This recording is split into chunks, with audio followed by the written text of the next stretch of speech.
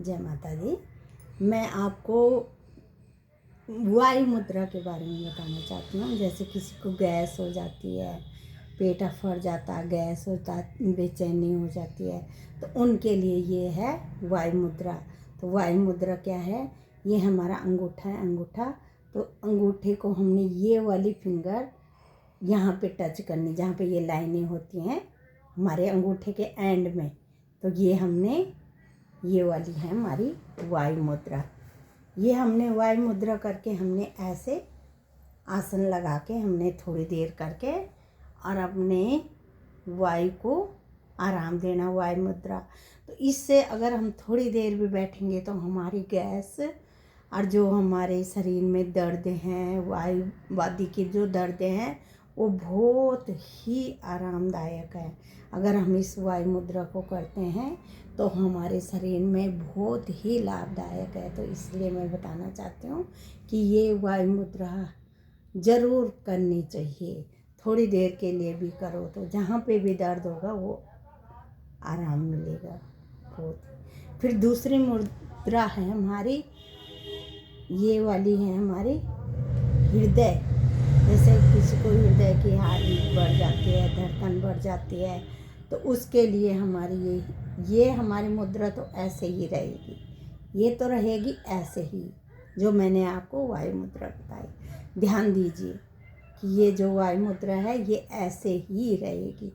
तो हृदय मुद्रा क्या है? अब हमने लिया ये चिची उंगली को हमने अलग रखना, जो ये 3 फिंगर है, ये 3 फिंगर, ये वाली मुद्रा बना के ये वाली मुद्रा। और इसको थोड़ी देर के लिए हमने ये ऐसे आसन लगा के हम जितना बैठ सकते हैं। अगर थक गए 5 मिनट के बाद, 2-3 मिनट के बाद अगर हम थक गए तो दोबारा भी हम इस मुद्रा को बना सकते हैं। और देख लेना हमारे शरीर को हम खुद ही कैसे दवाइयों से बचा के रख सकते हैं। आप करके तो देखिए। कोई भी एज के इंसान हो, कोई भी उम्र हो, हम ये वाली जो मुद्राएं हैं, ये वाले जो अभ्यास हैं हमारे, हम खुद ही, चाहे हम नीचे नहीं बैठ सकते, हम चेयर में बैठ के भी, अब मैं बेड में बैठी हूँ, अब बेड में बैठ के आपको बता रही हूँ। तो मतलब कहने का मतलब ये है कि जितना हम अपने शरीर को, दवाइयों से क्या होगा, थोड़ी देर के लिए हमने दवाई खाई, पेन किलर खाया, कोई भी दवाई खाई, दवाई खा के हमें मिलेगा आराम। मैं नहीं कहती नहीं मिलेगा, लेकिन वो कहाँ नुकसान करेगी वो आप खुद ही, आपको पता होगा। जो दवाइयाँ खाते हैं उनको खुद ही पता हो जाता कि हम एक बीमारी की हम दवाई खाते हैं, दूसरी हमें शुरू हो जाती है। साथ ही साथ जो भी दवाइयों, एलोपैथिक दवाइयों पे चल, आयुर्वेदा फिर भी सही है। जो भी आयुर्वेद इलाज हैं, एलोपैथिक में तो कभी नहीं जाना। होम्योपैथिक भी धीरे धीरे आराम करते हैं। हमारे योग में तो यही कहते हैं कि जो जेनेटिक, जो ऐसी बीमारियां हैं ठीक ना होने वाली, तो उनके लिए जुड़िए डॉक्टरों से, बहुत ज़रूरी है। लेकिन इन छोटी छोटी चीज़ों के लिए डॉक्टरों से ना जुड़िए। अपना ध्यान रखें। जितना आप खुद अपना ध्यान रखोगे उतना आपका शरीर आपके लिए ही अच्छा होगा। किसी के मोहताज नहीं होंगे। नहीं तो फिर क्या है जी, पहले तो लाइफ ही बहुत कम है, आज के टाइम पे ज़िंदगी बहुत कम है।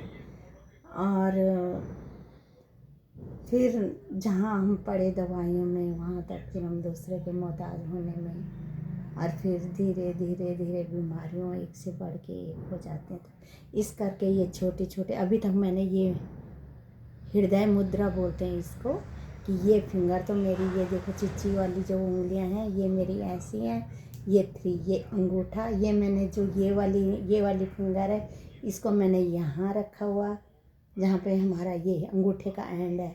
यहाँ पे जो ये 3 फिंगर हैं, ये देखो हमने अंगूठे को लिया और ये वाली लिया, और ये चिच्ची वाली जो छोटी वाली उंगली है इसको छोड़ दिया, अंगूठे को, ये वाली जो फिंगर ये हमारी वही है अंगूठे के नीचे।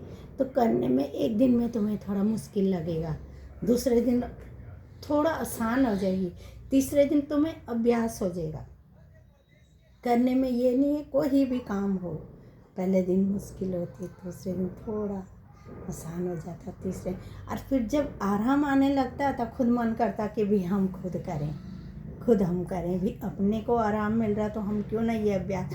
अब हम योग में आते हैं लोग, शुरू में बहुत मुश्किल होता उनको, सर होता नहीं है मैम, योग नहीं होता हमसे, हम कैसे करें। हम कहते हैं आप करके तो देखो, 1 दिन 2 दिन, थोड़ा थोड़ा थोड़ा थोड़ा करके। अब कई लोग ऐसे हैं सालों साल से, 20 सालों से, हम भी 20-25 सालों से योग में जुड़ी हूँ मैं।